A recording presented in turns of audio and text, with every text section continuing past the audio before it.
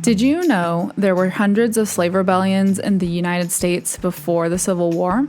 These were not isolated acts, but part of a widespread and courageous fight for freedom. Hi, I'm Katie, and welcome to another episode of Learning Out Loud, where we explore history's pivotal moments with curiosity and compassion. Today, we're continuing our American Rebellion series by diving into a subject that's both challenging and crucial: slave rebellions in the U.S.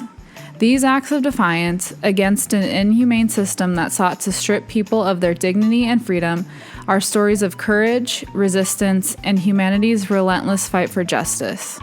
Together, we'll examine the individuals and movements that stood up to demand their right to exist as free and equal humans. These rebellions, though often overlooked in history books, are a testament to the unbreakable spirit of those who refuse to accept oppression. All right, so first we're going to do a little background, but just as a reminder, all my sources will be linked in the episode's show notes. So check that out if you want to go a little bit more in depth into anything that we're talking about. All right, so with that, let's get into it.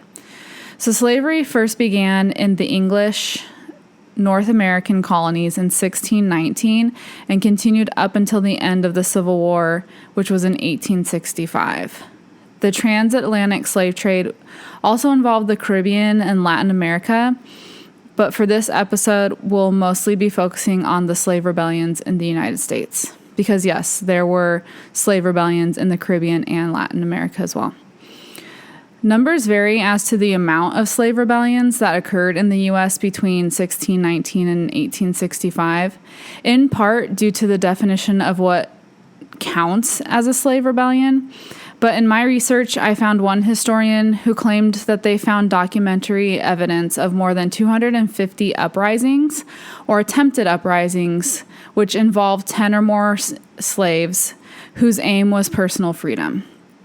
Another reason it may be difficult to count the number of slave rebellions is due to the myth of the, quote, contented slave, which was essential to the preservation of slavery in the U.S. South. Because of this, the historical record of rebellions was frequently clouded by exaggeration, censorship, and distortion. While I can't go into all 250 slave rebellions, I wanted to highlight a handful of them and talk about their significance. So let's get into it. The first one I want to talk about is called the Servants' Plot. And this rebellion has our first returning character, Governor William Berkeley of Virginia. So he shows up in our Bacon's Rebellion episode. So check that out if you want to see how he's involved in that. But before Nathaniel Bacon tried rebelling against the Virginia governor, there was a rebellion often referred to as the Servants' Plot or the Gloucester, I think I'm saying that wrong, the Gloucester County Conspiracy. I won't go into much background on Virginia in the 1660s because we covered a lot of that in the first episode of the American Rebellion series with Bacon's Rebellion. But for the Servants' Plot, we find ourselves back in Virginia in 1663 with William Berkeley as our governor. This rebellion is significant because it is regarded as the first slave revolt, although sources I found say it's unclear if African enslaved people even participated. Remember, during this time, most of the labor force was indentured servants, regardless of race. The use of African enslaved people in Virginia doesn't ramp up until later in the 1600s. An indentured servant and indentured servants were also treated very poorly, so much so that Virginia actually passed a couple of laws that somewhat limited how badly indentured servants could be treated. But this rebellion was led by indentured servants William Bell and John Gunter. They recruited 9 other servants to plan their rebellion. They had big plans and wanted to organize the rebels into military units and strategically attack plantations to recruit more rebels, get more weapons, and disrupt the harvest season. But the ultimate goal was to confront Governor Berkeley and demand better conditions for indentured servants and to decrease their sentence from 7 years to 1 year. Their plans would have attracted a lot of people. Indentured servants included poor white people, Africans, and Native Americans, English convict laborers, who were similar to indentured servants, except for they had no contracts because they were expected to work essentially as slaves for life.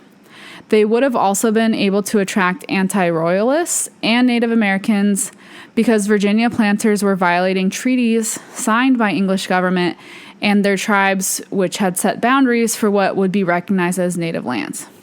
So this rebellion, with all their organization and broad appeal, had the potential to be very successful. However, there was a snitch amongst them, a man by the name of John Birkenhead, who was a servant to Major John Smith, another recurring character. After hearing about their plans, Birkenhead immediately went to Berkeley, who had some of the men arrested at their next planned meeting. 4 of the leaders were hanged, and in a sad, ironic twist, the snitch, Birkenhead, was granted his freedom from servitude and given 5,000 pounds of tobacco as a reward.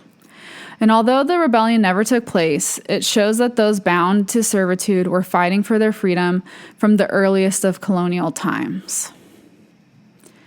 Next up, we have the New York slave conspiracy. And I wanted to talk about this conspiracy because it shows the dangers of white people even thinking that there's a slave rebellion in the works. Over the course of 2 months, between March and April of 1741 in New York, 10 fires were set within the city, 4 of them being set in just one day. Now, a grand jury concluded that all the fires had been set by black people who had plans to burn the entire city down and kill all of the white people. Because of this, over 100 enslaved black people were taken on the charges of burglary, arson, and insurrection. 13 of them were burned at the stake, 70 were sold into slavery into the Caribbean, and additionally 2 white men and 2 white women were also hanged, and several more white people were permanently banned from New York City. Even at the time, the New Yorkers were criticized for making up the whole thing, and people from New England said it seemed awfully similar to the Salem witch trials in 1692. And even the confessions resembled those at Salem. The enslaved people were beaten, harassed, and heckled by their white interrogators until they confessed. The New Yorker seemed unbothered with this criticism, though, and they used this event to expand its night watch, restricted slaves fetching water to the closest pump so that they were basically just not allowed to walk around wherever they wanted.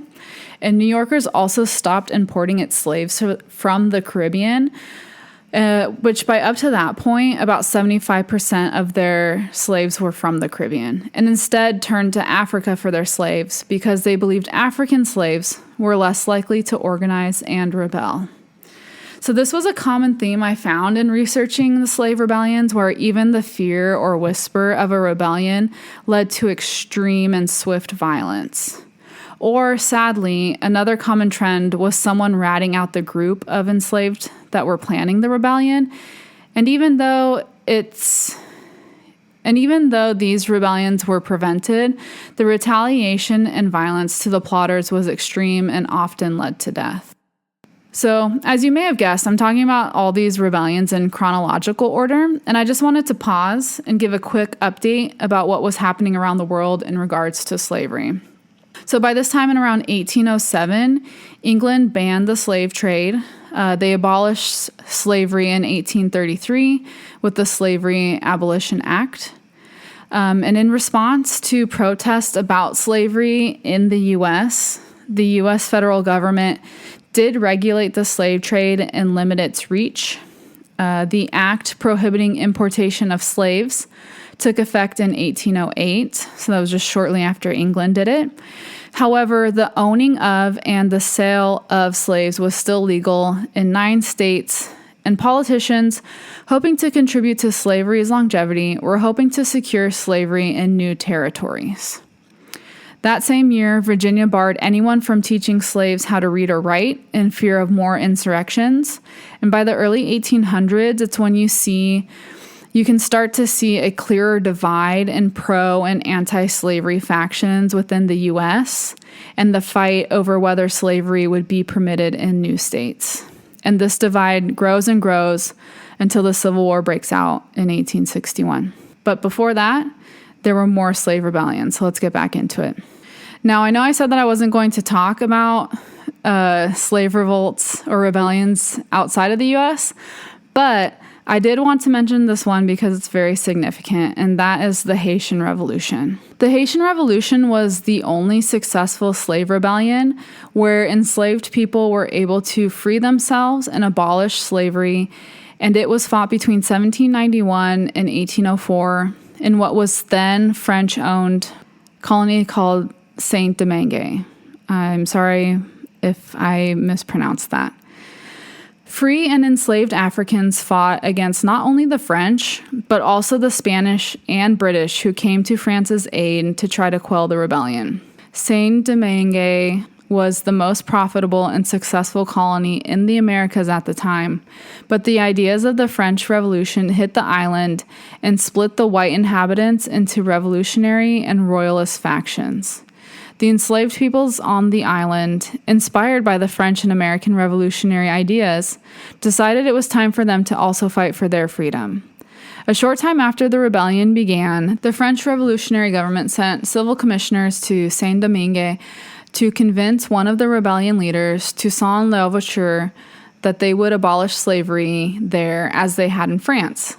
The following decade was a series of battles and a complicated and multi-sided civil war. So like I said, this is way too complex of a story to go through in this episode, but I wanted to bring it up because the enslaved people were able to successfully free themselves, and they were an inspiration to the enslaved people in the United States. The Haitian Revolution also stoked a lot of fear in the white slave owners of the U.S. It's also interesting to see how the different U.S. presidents responded to the situation. John Adams, who was the second president for the U.S., was extremely anti-slavery and chose to send U.S. aid to Louverture. However, when Thomas Jefferson, a slave owner, took over the presidency after Adams, he was put into an awkward dilemma because he was one of the strongest supporters of the French Revolution and, of course, the American Revolution and its ideals, but he feared the idea of a slave revolt. He offered limited aid to suppress the slave revolt in Saint-Domingue, but also suggested the slave owners try to compromise with their slaves. By cutting off the aid that Adams had started, Jefferson hoped to isolate the slave revolt to Haiti and stop the ideas from spreading to the enslaved population in the U.S. He refused to recognize Haitian independence, and that became a U.S. stance until 1862. And that's crazy because France recognized Haiti's independence in 1825. So basically, the U.S. didn't recognize Haiti until they were already starting the Civil War.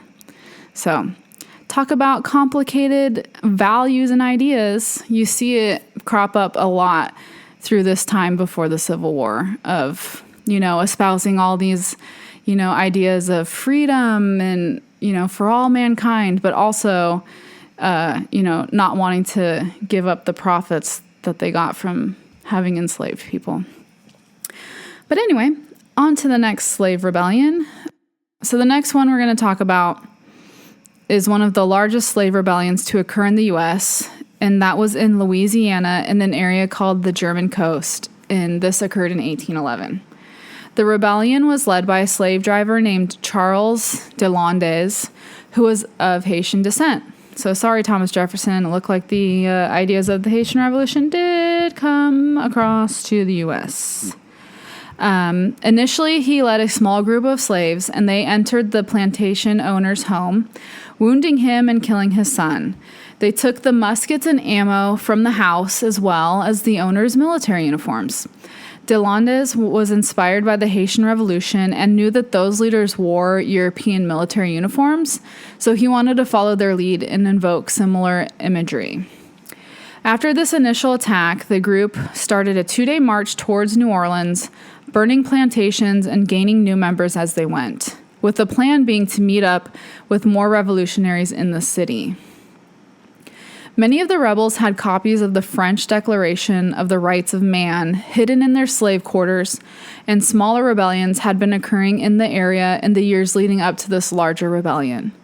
One advantage the rebels had was that many of them had experienced fighting in civil wars in Ghana and Angola, from where they were originally from. Their goal was to establish a free black state along the Mississippi River, and as Deslandes marched on, the group grew to more than 500 strong, and it seemed like they might actually have a chance. However, a couple days into their march towards New Orleans, word was quickly spreading about a large group of enslaved men burning plantations and marching along the way to New Orleans. They were stopped by federal troops after a small battle that resulted in dozens of the enslaved being killed. The punishment for rebelling slaves was swift and brutal. And so, trigger warning for this next little bit. Gwendolyn Midlow Hall, a historian at Michigan State, says that, quote, "It was incredibly bloodthirsty in the way the elite put down the rebellion, cutting people into little pieces and displaying the body parts," end quote. The surviving leaders were rounded up a few days after the battle, and they were sentenced to death by firing squad. Altogether, around 100 enslaved men were killed during the rebellion or afterwards as punishment. The bodies of the dead enslaved men were beheaded, and the heads were displayed on spikes along the river for a stretch of 60 miles to scare and intimidate the rest of the enslaved population. Only 2 white men were killed during the short-lived rebellion. As one of the biggest and most organized slave rebellions, it was imperative that the white plantation owners downplay the extent of the rebellion and how close the revolutionaries got to successfully overthrowing them. And I feel like they were pretty successful because this is still not a well-known rebellion. Historian Daniel Rasmussen wrote, quote, "I realized that the revolt had been much larger and come much closer to succeeding than the planters and American officials let on. Contrary to their letters, which are the basis for most accounts of the revolt, the slave army posed an existential threat to white control over the city of New Orleans," end quote. Along with suppressing the extent of the rebellion, Louisiana also passed stricter black codes to further restrict and limit the rights and movements of enslaved people in the hopes of preventing any other insurrections. Next, I wanted to talk about Nat Turner's rebellion that occurred in Virginia in 1831 and was the deadliest slave rebellion in U.S. history. So Nat Turner was a 31-year-old enslaved man who was deeply religious and considered himself a prophet of God. He knew how to read and write and owned a Bible that you can actually see today in the African American Museum in Washington, D.C. Let's go back to when Turner was 21. He actually ran away from the plantation from which he was enslaved, but returned about a month later because he said he had a vision where God told him, quote, "Return to the service of my earthly master," end quote. He claimed to have a few more visions over the next few years, but the one of importance was in May of 1828. In the vision, Turner said, quote, "I heard a loud noise in the heavens, and the Spirit instantly appeared to me and said the serpent was loosened, and Christ had laid down the yoke he had borne for the sins of men, and that I should take it on and fight against the serpent. For the time was fast approaching when the first should be last, and the last should be first. And by the signs in the heavens that it would make known to me when I should commence the great work. And until the first sign appeared, I should conceal it from the knowledge of men. And on the appearance of the sign, I should arise and prepare myself and slay my enemies with their own weapons." End quote. A few years later, in February of 1831, there was a solar eclipse, and Turner took this as his sign from God that he was waiting for, and he knew it was time to fight against the enslavers for his freedom. So he started forming a plan with 4 of his most trusted friends, Henry, Hark, Nelson, and Sam. Their original plans were to start their insurrection on the 4th of July, but Turner became ill right before that, so they postponed.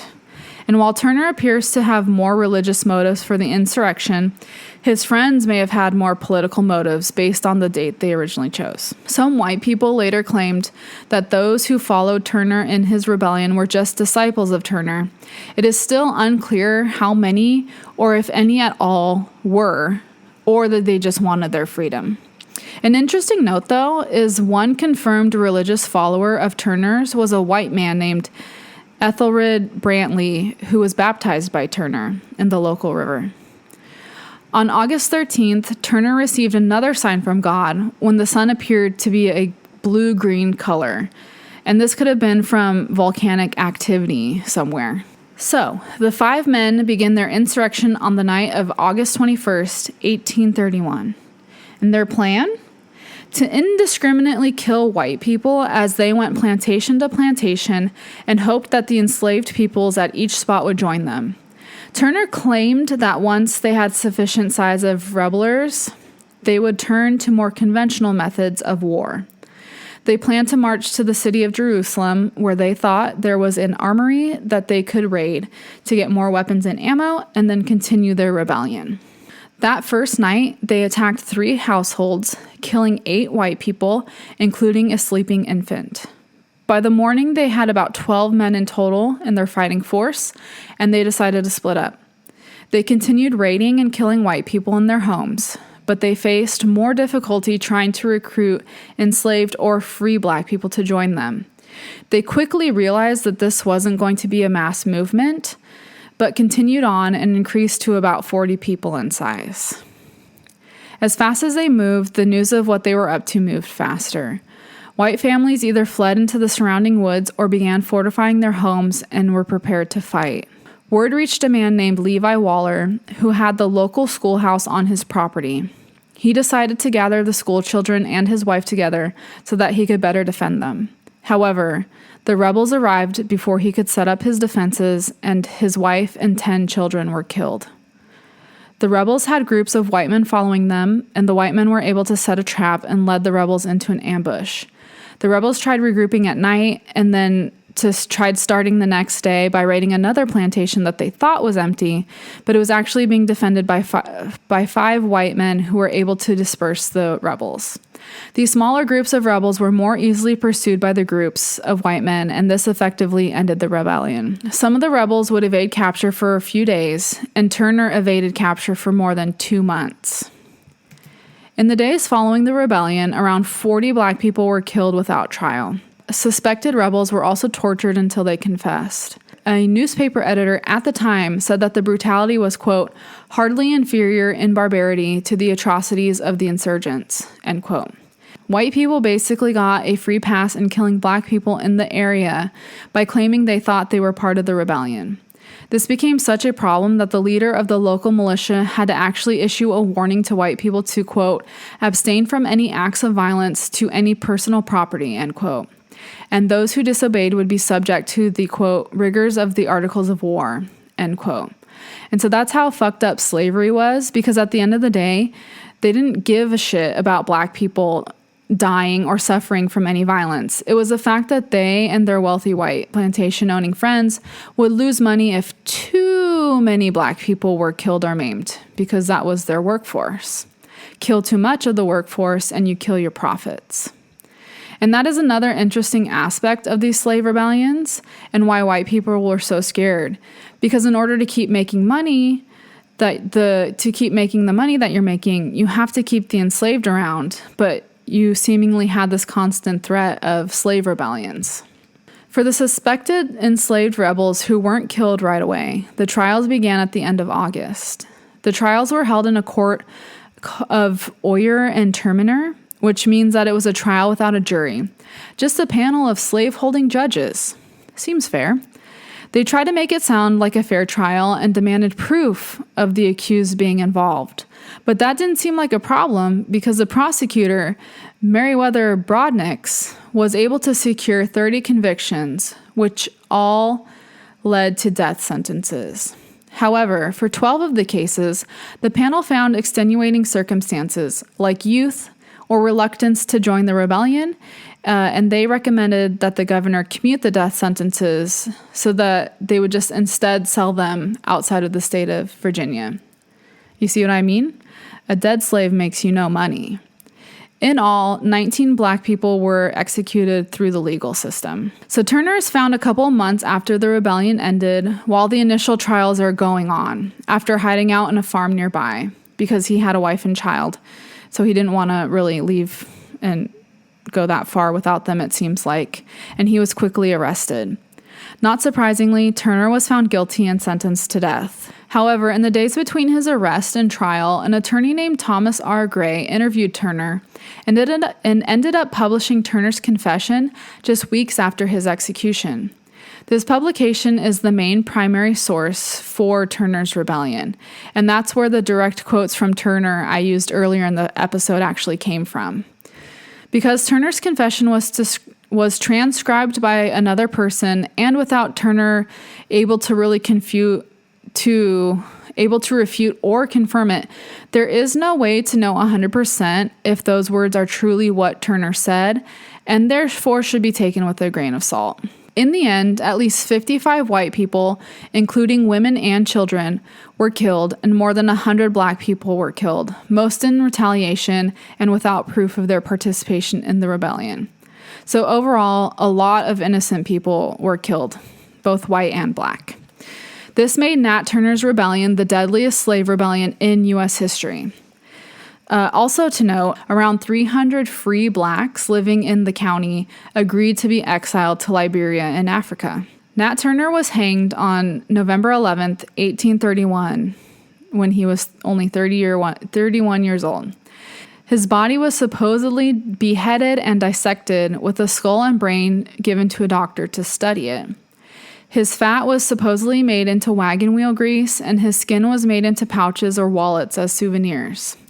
As disgusting and grotesque as this sounds, it was not uncommon, and even later in the Jim Crow South, which is like the late 1800s to 1950s, it was common to take pieces of clothing from lynched Black people, and people would take pictures with or of the lynched bodies and make them into souvenir postcards. It's really disgusting, and you can actually see some of these postcards in museums or documentaries about this time period. Some ramifications of Turner's rebellion were that enslaved people were not allowed to worship privately. Remember, Turner was a prophet, a self-proclaimed prophet. They could have a white preacher either preach or watch over their worship services. Also to note, in the early 1800s, a special slave Bible was created that removed any verses that could have prompted rebellion and kept in pro-slavery verses. Before Turner's rebellion, it was not uncommon for white slave owners to teach their slaves to read the Bible and to teach them about Christianity. The Bible and Christianity was actually one way that white people rationalized slavery. And speaking of this, there were few restrictions on teaching slaves to read or write before Turner's rebellion. So the slave owners that were teaching their slaves to read and write, that wasn't really illegal. But after Turner's rebellion, that's when white people realized the power that literacy had.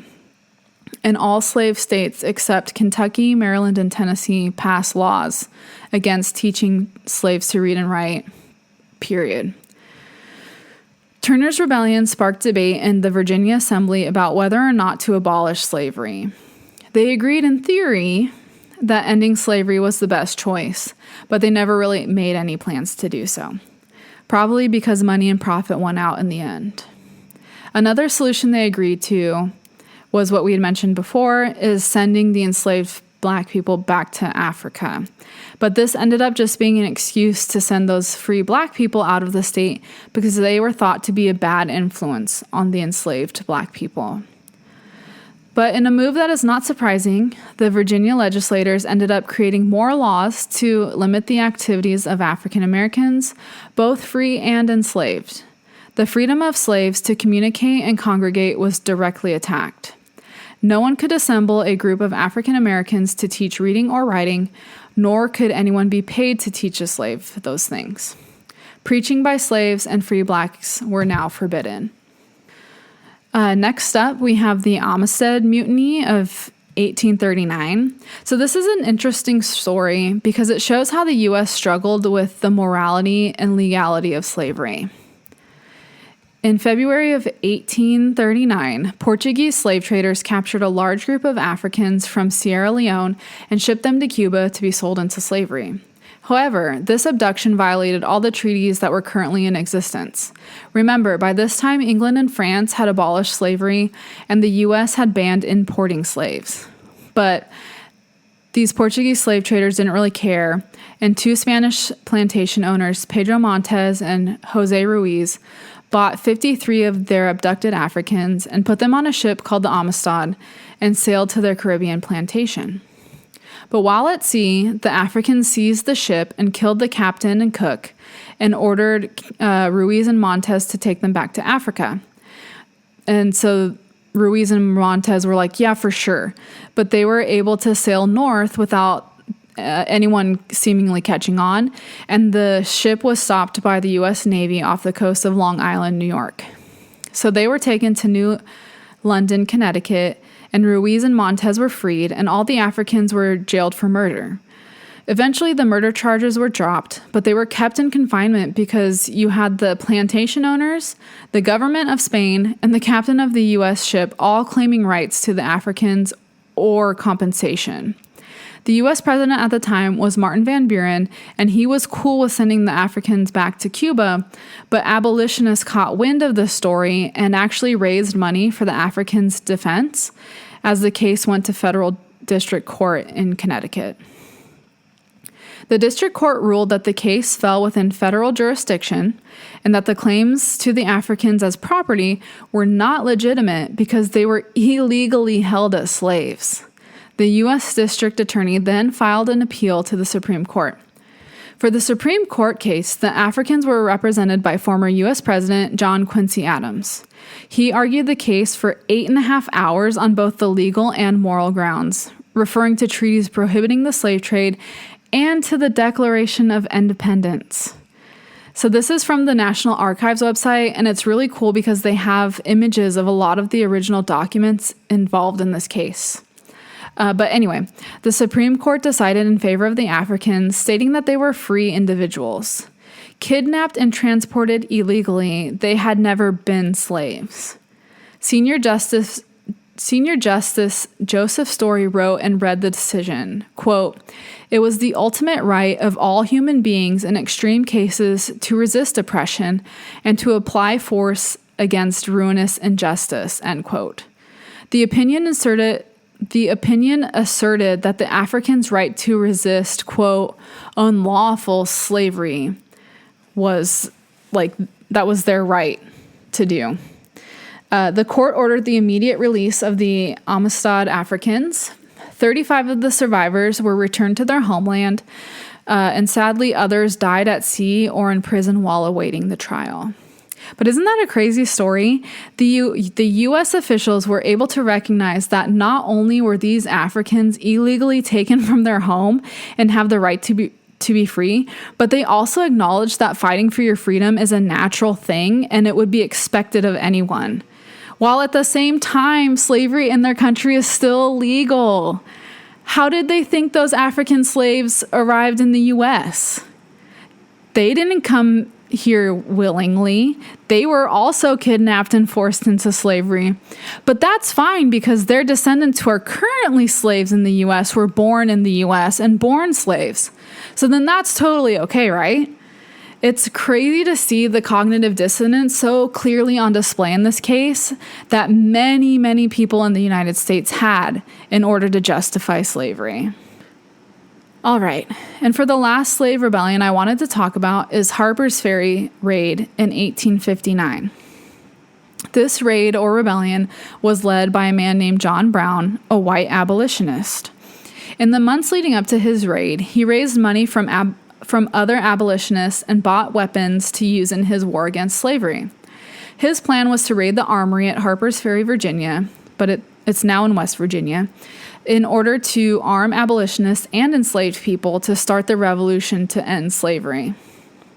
And just note the time period. This was 1859, so we're not that far off from the actual Civil War. Throughout the summer, Brown and about 20 of his men stayed at a farmhouse he rented on the Maryland side of the Potomac River, about 5 miles away from Harper's Ferry. The men hid in the attic during the day and only came out at night. To avoid suspicion, Brown had his 15-year-old daughter and his 17-year-old daughter-in-law come to do all the womanly activities to make it seem like a normal household. The men spent the summer prepping for their attack, and Brown had a couple men watch the armory to learn all they could about the operations and goings-on there. So at the end of September, Brown sent the girls away because they were getting ready to initiate their raid, which they did so on the night of October 16th, 1859. An interesting history connection. John Brown tried convincing Frederick Douglass, his friend and renowned abolitionist who escaped slavery, to join his cause. Douglass seemed to have a more practical sense of the likely outcome and declined. Douglass later wrote of the request, quote, "I at once opposed the measure. It would be an attack upon the federal government and array the whole country against us. All his descriptions of the place convinced me that he was going into a perfect steel trap, and that once in, he would never get out alive." End quote. However, the first night everything went well for Brown and his men. They cut the armory's telegraph wires, captured the armory and arsenal because it only had one guardsman on duty, and they gathered the remaining people at the armory as hostages. Another interesting historical side note, one of the hostages was Colonel Lewis Washington, George Washington's great-grandnephew. Their luck quickly turned, however, when a train approached the town the next morning and someone ran out to warn the passengers of what was going on at the armory. For some reason, Brown allowed the train to continue on, and Washington, D.C. knew of the raid a few hours later.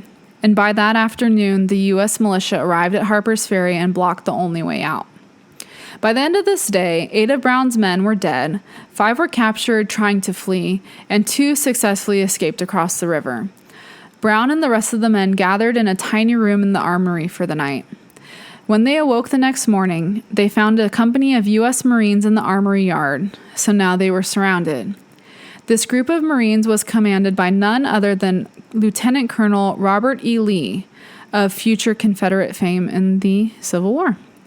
Brown was told that if they surrendered, their lives would be spared, but he refused. The Marines then stormed that tiny room, and Brown was beaten unconscious and taken to Charleston, Virginia, along with 4 other rebels. Although John Brown was unsuccessful in his raid of Harper's Ferry and starting a revolution to end slavery, some historians say that this was a dress rehearsal for the Civil War that would happen only 2 years later. It could also be said that Brown's refusal to give up and him surviving to be put on trial was where the real effect of the raid actually took place. Historian Dennis Fry put it this way, quote, "If Brown had died on that brick floor in the engine house, I believe he would have been noted in history, but only with a few sentences, maybe even only a footnote. Brown's real effect came in his failure at Harper's Ferry. His real meaning is in what happens after his capture," end quote. Brown's statements during his trial reached the entire nation, inspiring many with his righteous indignation towards slavery, and his hanging would make Brown an abolitionist martyr. He was hanged on December 2nd, 1859.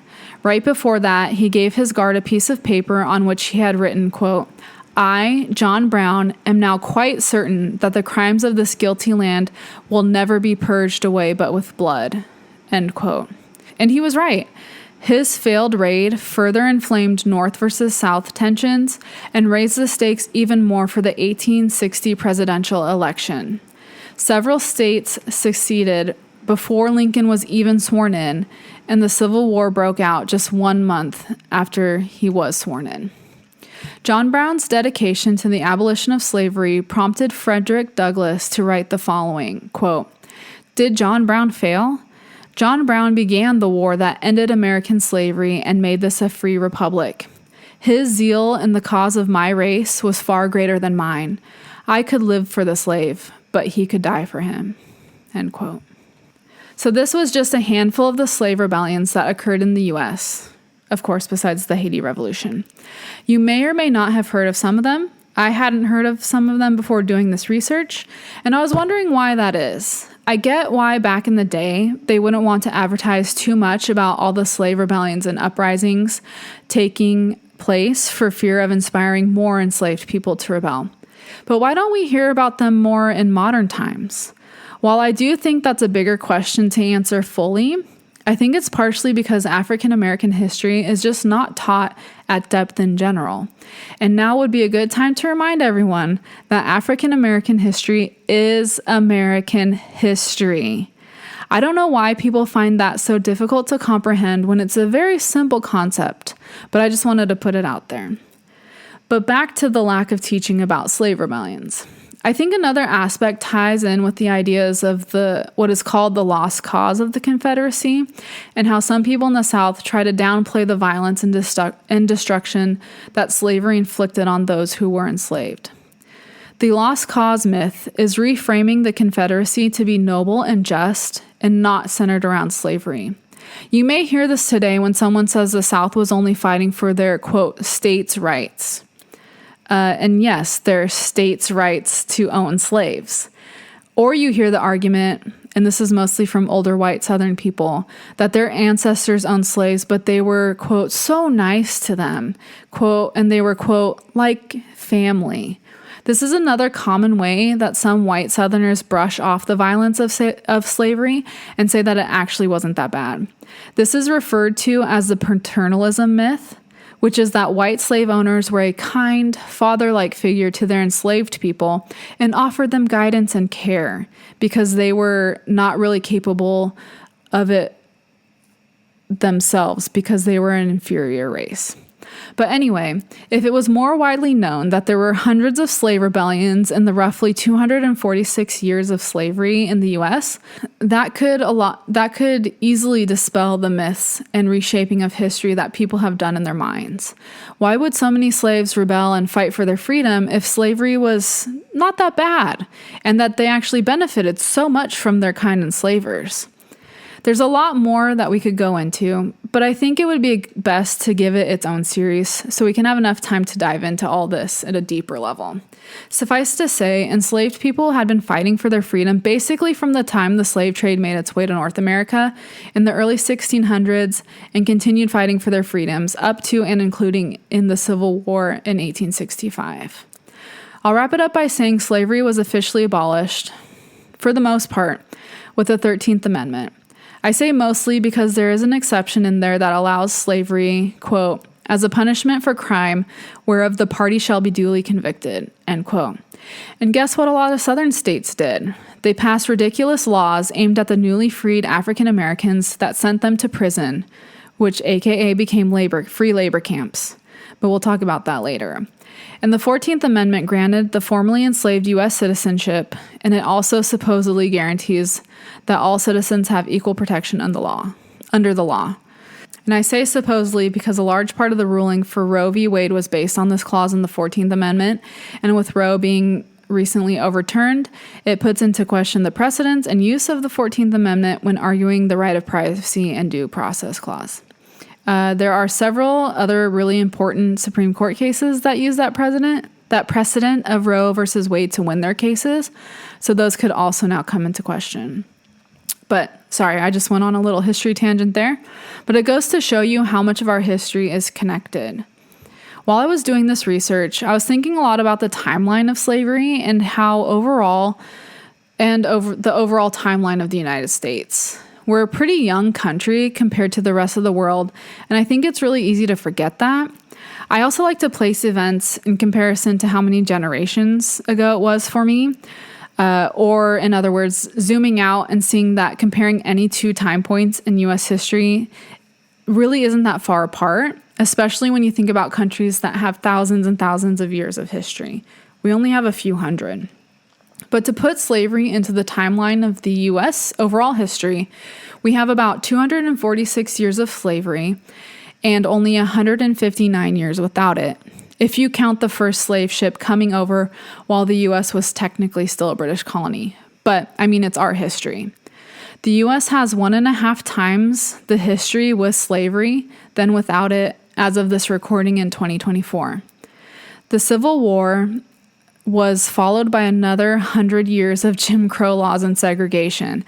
So no, you can't just brush off slavery and segregation and racial discrimination as being so long ago and that everyone just needs to get over it.